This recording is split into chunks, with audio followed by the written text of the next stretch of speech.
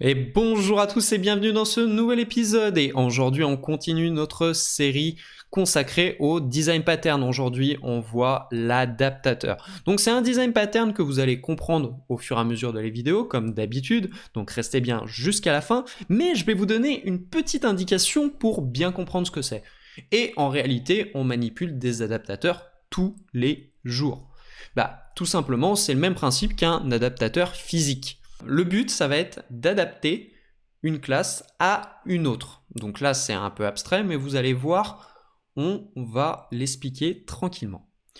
L'approche que je vais avoir ne sera pas parfaite au sens programmation orientée objet, mais je vais vous montrer comment on peut faire pour s'en dépatouiller. Mais j'ai conscience que à la fin, ça ne sera pas parfait, mais mon langage de programmation ne me permet pas de faire autrement. On y reviendra dans la suite de la vidéo.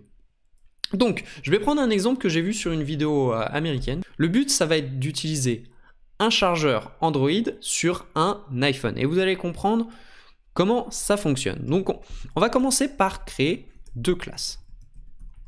Donc, une classe d'iPhone et une classe d'Android Phone. Comme ceci. Et les deux vont avoir une particularité, c'est qu'on va pouvoir les charger.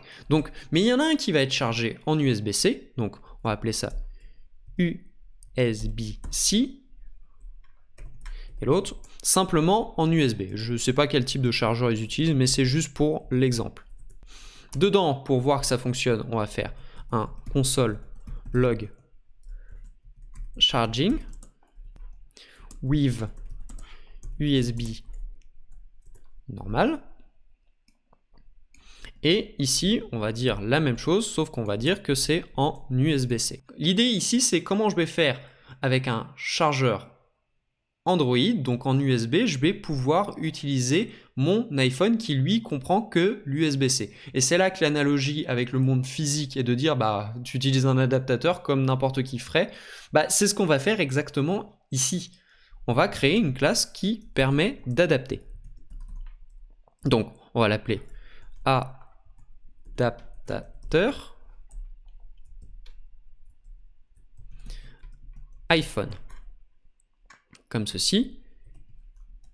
Et on va commencer par faire un constructeur auquel on va passer un iPhone, parce que oui, il faut bien savoir de quel iPhone on parle.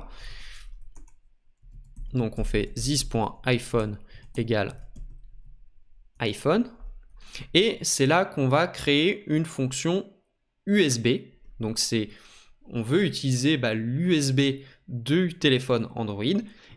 Et c'est là qu'on va avoir un petit souci en JavaScript.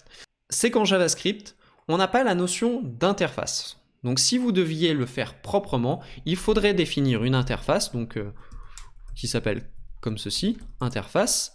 Et à l'intérieur de l'interface, on serait obligé de définir une méthode USB. Comme ceci.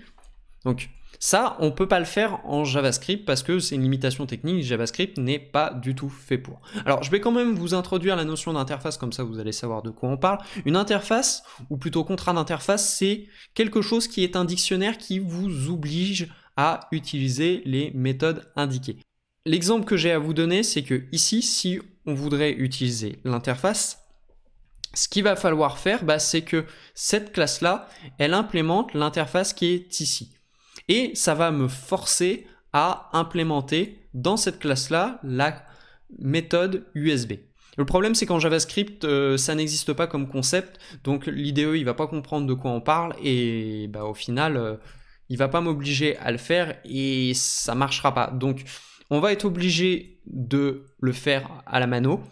Donc, on va être obligé de le définir à la main et se rappeler qu'on l'a fait. Parce que normalement, si vous le faites dans un langage type Java ou C++, si vous ne le faites pas, l'IDE, il va vous dire là, tu as oublié quelque chose. Là, on va être obligé de s'en souvenir. Donc, ce que je vous propose, c'est de créer une classe USB, comme ceci. Et dans cette classe-là, on va faire un console log pour savoir qu'on utilise bien cette méthode. Donc, console log. Donc, on va dire adaptateur plugin Et ensuite, on va dire this.iphone.usb-C, donc comme ceci. Et on n'a plus qu'à l'utiliser, et vous allez voir, c'est le plus simple à faire. Donc on va définir une constante pour pouvoir stocker notre iPhone. Donc myPhone, on n'oublie pas le P majuscule, et on va faire new iPhone. Ensuite, on va instancier un adaptateur, donc on va appeler const A pour adaptateur, donc il faudrait lui donner un nom un peu compliqué, mais comme je galère à écrire le mot adaptateur, on va l'appeler A, et on va faire new adaptateur iPhone, et auquel on va passer mon téléphone, myPhone, comme ceci, et ensuite on n'a plus qu'à utiliser A.USB, et normalement tout devrait fonctionner correctement. Donc on va faire un node adapteur. Vous pouvez voir qu'on a bien la méthode qui est appelée. Donc on peut utiliser la méthode USB qui va appeler la méthode USB-C, et les deux vont être adaptés ensemble.